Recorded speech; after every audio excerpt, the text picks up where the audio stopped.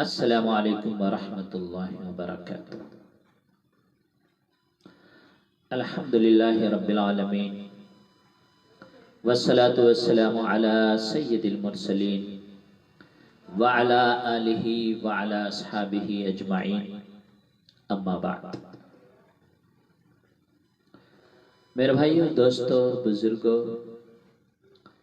عزیز بچوں اور یہاں پہ بیٹھے ہوئے نوجوانوں،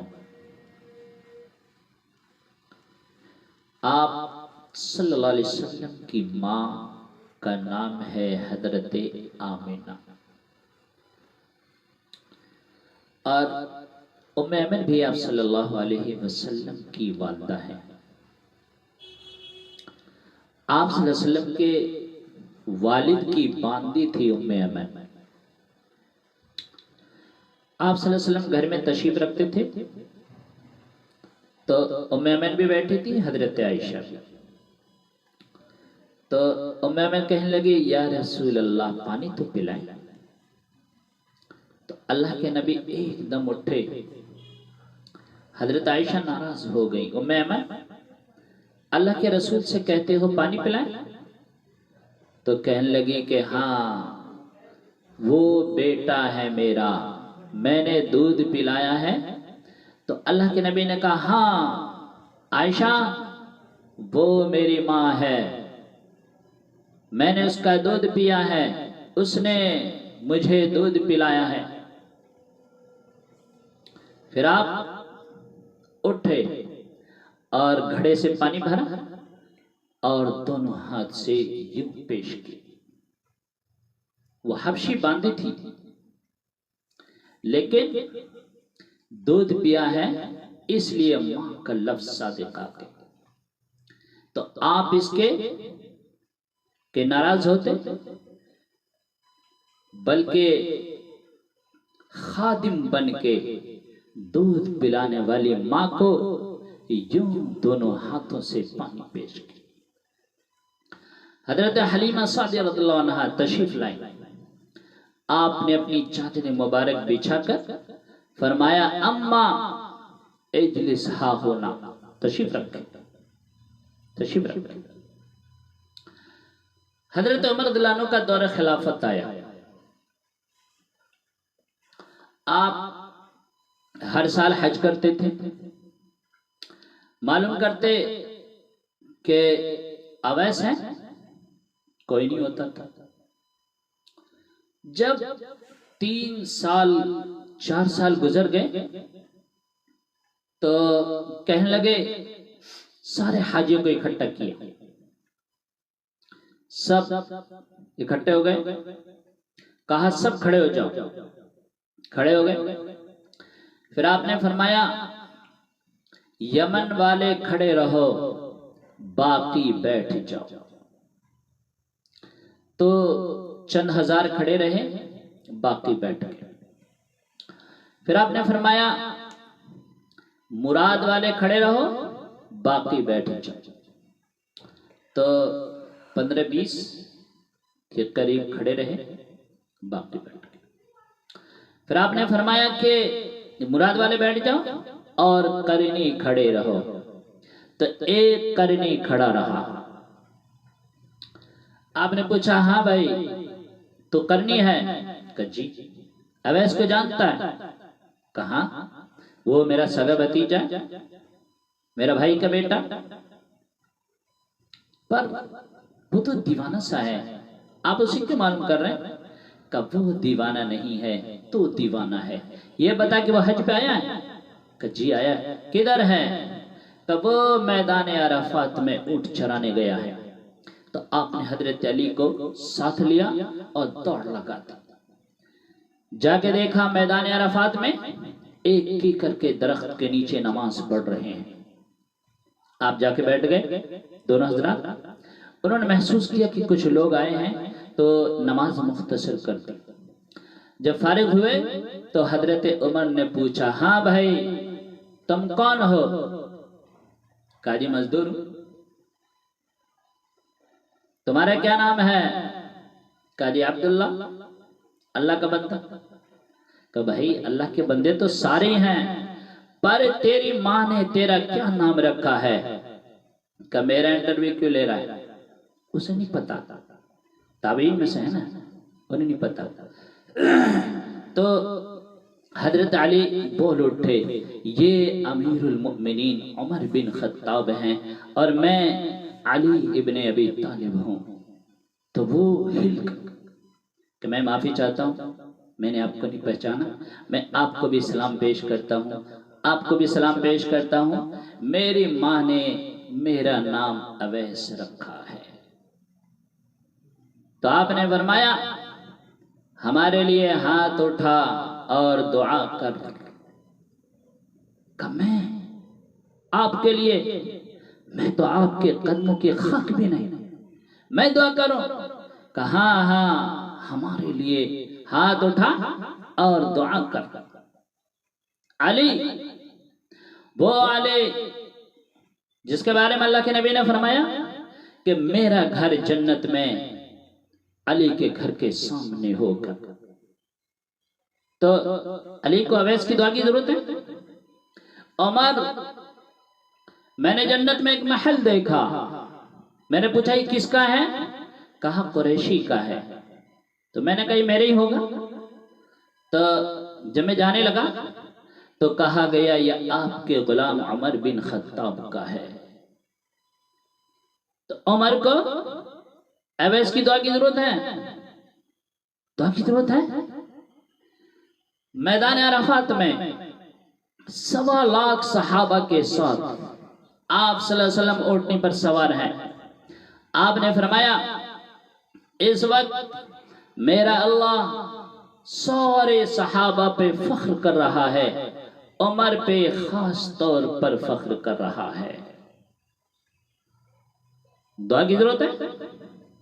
لیکن میرے بھائیو، ہمیں بتانا تھا کہ ماں کی قدر و منزلت کتنی بڑی ہے کہ جب بھی وہ ہاتھ اٹھاتے ہیں خالی نہیں جاتا، خالی نہیں جاتا۔ تو میرے بھائیو، یہ ماں ہے، یہ ماں ہے۔ ابو حنیفہ کا تو نام سب جانتے ہیں، معلوم ہے ابو حنیفہ کا نام؟ ایک اور عالم بتاتا ہوں، عبد الرحمن بن ابی لیلہ۔ ان میں علمی کھٹ پٹ ہمیشہ ہوتی تھی، کبھی آپس میں نہیں بنتی۔ امام ابو حنیفہ جیسی ہستی جس کی ماں کہتی ہے نعمان یہ مسئلہ ہے، جاؤ عبد الرحمن سے پوچھ کے آؤ۔ کبھی زندگی میں یہ نہیں کہا کہ ماں جی میں اتنا بڑا عالم ہوں، مجھ سے بھی پوچھ لیا کریں، کبھی نہیں کہا۔ ماں نے حکم دیا، سر آنکھوں پہ چادر لی، اٹھائی، جا کے دروازے پہ دستک دی اور کہا میری ماں نے بھیجا ہے، یہ مسئلہ ہے، آپ فتویٰ دیں۔ حالانکہ ان کی رائے اپنی رائے کے خلاف ہوتی تھی، لیکن ماں کی احترام میں اپنی قدر و منزلت کو ایک طرف رکھتے اور ماں کی باتوں کو سر آنکھوں پہ رکھ کر ایک دم بھاگے ہوئے جاتے کہ میری ماں نے بھیجا ہے، یہ مسئلہ ہے، آپ فتویٰ دیں۔ تو میرے بھائیو، اتنی بڑی ہستیوں کا یہ حال ہے، ہمارا تمہارا کیا حال ہے؟ اس لیے میرے بھائیو، ماں کی دعا لو، ماں کی دعا لو۔ ہم نے ماں کی عظمت کو پہچانا ہی نہیں، اپنے والدین کی عظمت کو پہچانا ہی نہیں۔ یہ در مصطفیٰ سے یہ چیزیں ملتی ہیں، اللہ کے رسول کے بارگاہ سے یہ چیزیں ملتی ہیں۔ ایک صحابی آئے، یا رسول اللہ میرا باپ میرے مال کو خرچ کر دیتے ہیں، مجھ سے پوچھتے بھی نہیں۔ آپ نے فرمایا جاؤ ان کے والد کو بلا کے لاؤ۔ جب وہ گئے تو انہوں نے پوچھا کیوں بلا رہے ہیں؟ کہا تیرے بیٹے نے تیری شکایت کی۔ تیرے بیٹے نے شکایت کی۔ یہ سن کے ان کو بڑا غم لگا، بہت دکھ ہوا، تو چند اشعار دل ہی دل میں کہتے ہوئے بارگاہ رسالت میں حاضر ہوئے۔ حضرت جبرائیل پہلے سے موجود تھے۔ کہا یا رسول اللہ پاک فرما رہے ہیں کہ آپ ان سے پہلے وہ شعر سنیں جو دل ہی دل میں کہتے ہوئے بارگاہ رسالت میں حاضر ہوئے ہیں، جو اللہ نے عرشوں پہ سن لیے ہیں، پہلے آپ ان سے یہ شعر سنیں۔ تو آپ نے فرمایا ہاں بھائی، تیرا کیس سنوں گا، تیرا مقدمہ سنوں گا، لیکن پہلے وہ شعر سناؤ جو تیری زبان سے تو ادا نہیں ہوئے پر دل ہی دل میں کہتے ہوئے تم بارگاہ رسالت میں حاضر ہوئے ہو، اللہ نے عرشوں پہ سن لیے ہیں، پہلے وہ شعر سنائے۔ تو وہ کہنے لگے اشہد انک رسول اللہ، گواہی دیتا ہوں میں بے شک آپ اللہ کے رسول ہیں، پر یا رسول اللہ ایک دکھ بھری فریاد تھی جو دل کی دنیا میں اٹھی اور وہیں گم ہو گئی۔ کیا اللہ نے عرشوں پہ سن لیا ہے؟ واقعی آپ کا اللہ سچا ہے، آپ بے سچے ہیں۔ تو آپ نے فرمایا وہ شعر سناؤ۔ تو وہ کہنے لگے وَزَوْتُكَ مَوْلُودًا وَمُنْتُكَ يَافِعًا تَعُلُّ بِمَا أَزْنِي عَلَيْكَ وَتَنْهَلُ وَإِذَا ضَاكَتْكَ بِالسَّكْمِ لَمْ أَبِدْ بِالسَّكْمِكَ إِلَّا سَاهِرًا أَتَمَلْمَلُ كَأَنِّي أَنَا الْمَتْرُوكُ دُونَكَ بِالَّذِي تُرِقْتَ بِهِ دُونِي فَعَيْنِي تَهْمَلُ تَخَافَ الرِّدَى نفسي عليك وإنها لتعلم أن الموت وقتا مؤجل فلما بلغت السن والغاية التي إليها ما مدى فيك كنت وأمل فليتك إذ لم تروا حق أبوتي فعلتك ما الجار المجابر يفعل فأوليتني حق الجوار ولم تكن علي بما لم دون مالك تبخل۔ میرے بچے، جس دن تو پیدا ہوا اس دن سے ہم نے اپنے لیے جینا چھوڑ دیا، ہم نے تیرے لیے جینا چھوڑ دیا، ہم نے اپنے صحت کو قربان کر دیا، اپنے جذبات کو سلا دیا۔ میرے بچے، تیرے چہرے کی ایک مسکراہٹ دیکھنے کے لیے ساری رات کام کیا، سارا دن کام کیا، کبھی دھوپ میں، کبھی سردی میں، کبھی گرمی میں، کبھی دھوپ سے لڑا، کبھی سردی سے لڑا، کبھی موسم سے لڑا، کبھی بھوک سے لڑا، تجھے کھلایا خود بھوکا رہا، تجھے پلایا خود پیاسا رہا، تجھے سکھ پہنچایا خود دکھ جھیلا، تجھے چھاؤں میں بٹھایا خود دھوپ میں بیٹھا۔ میرے بچے، میں نے تو اپنی زندگی کو وقف کر دیا تیرے لیے، ہم نے اپنے لیے جینا ہی چھوڑ دیا۔ میرے بچے، جب تو کبھی بیمار ہوا، میں اور تیری ماں تیرے سرہانے بیٹھ کے دھڑ دھڑ دل دھڑک رہے ہوتے تھے، کہیں مر نہ جائے، کچھ ہو نہ جائے۔ ہسپتال لے گئے، ڈاکٹر بلاؤ، نرس بلاؤ، گاڑی بلاؤ، رکشہ بلاؤ، یہاں جگہ نہیں ہے دوسری جگہ لے کے چلو۔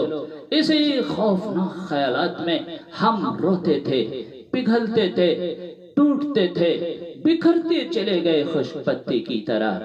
میرے بچے، تجھے صحت مند دیکھنے کے لیے اپنے صحت کے سودے کر دیے، تیرے چہرے کی مسکراہٹ دیکھنے کے لیے ساری مسکراہٹیں بھول گئے، تجھے صحت مند دیکھنے کے لیے اپنی صحت کے سودے کر دیے۔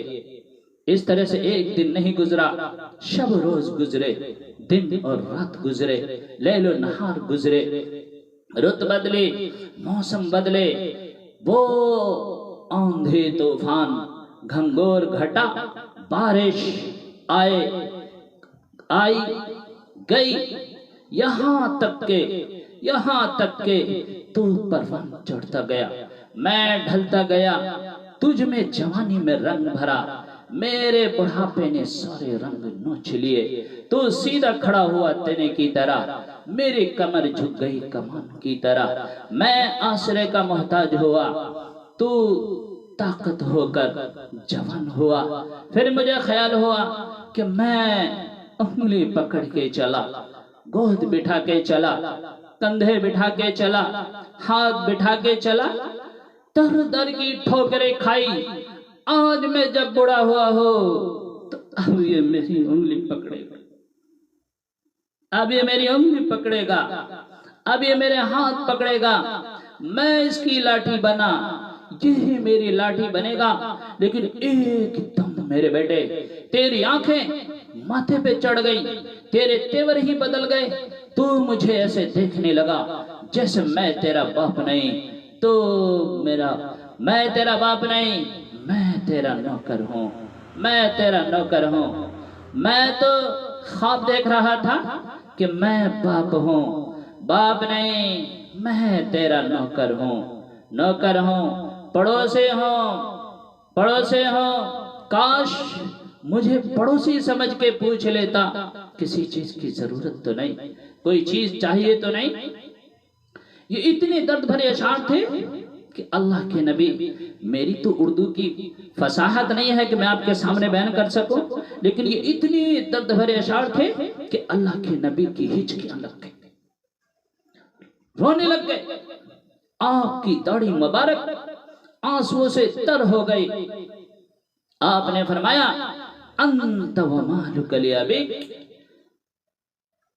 تو تیرا مال سب کچھ تیرا باپ کا ہے، دفع ہو جا، کھڑا ہو جا، تیرا کچھ بھی نہیں ہے، تیرا کچھ بھی نہیں ہے۔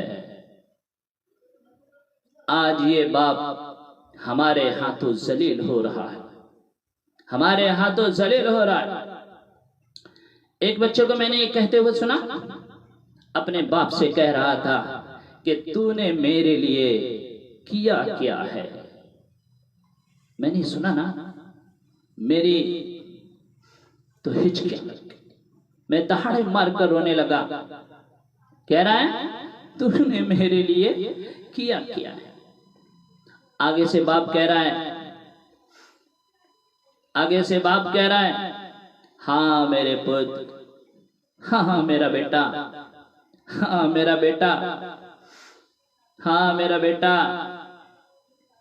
وقت آئے گا، وقت آئے گا، تجھے بھی پتہ چلے گا، تیرے بچے بھی تیرے سے پوچھیں گے تو نے میرے لیے کیا کیا ہے، تو نے میرے لیے کیا کیا ہے، تو نے میرے لیے کیا کیا ہے۔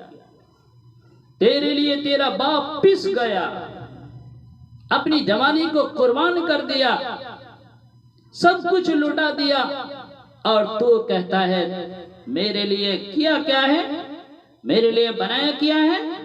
میرے بھائیو، دل کی دنیا آباد کرو عشق مصطفیٰ سے، اپنے رب کے عشق سے۔ جب دل کی دنیا آباد ہوگی تو یہ زرخیز زمین بنے گی، تو پھر ماں کے پاؤں دھو کے پیو گے، باپ کے پاؤں دھو کے پیو گے۔ اللہ کی قسم، ان کی دعائیں تمہیں وہاں لے کے جائیں گی جہاں ساتوں زمین آسمان، آسمان و زمین سونے چاندی بن جائیں، تم وہاں نہیں پہنچ سکتے جہاں تمہاری ماں کی دعائیں تمہیں لے کے وہاں جائیں گی۔ تو میرے بھائیو، ماں کی خدمت کرو، والدین کی خدمت کرو، ماں کی دعا لو، ماں کی دعا لو، ماں کی دعا لو۔ اللہ پاک ہم سب کو ماں کی خدمت کرنے کی توفیق عطا فرمائے، اس کی قدر کرنے کی توفیق عطا فرمائے، اور اللہ پاک ہمارے سروں پر تا دیر ان کا سایہ قائم اور دائم رکھے، آمین۔ وآخر دعوانا الحمدللہ رب العالمین۔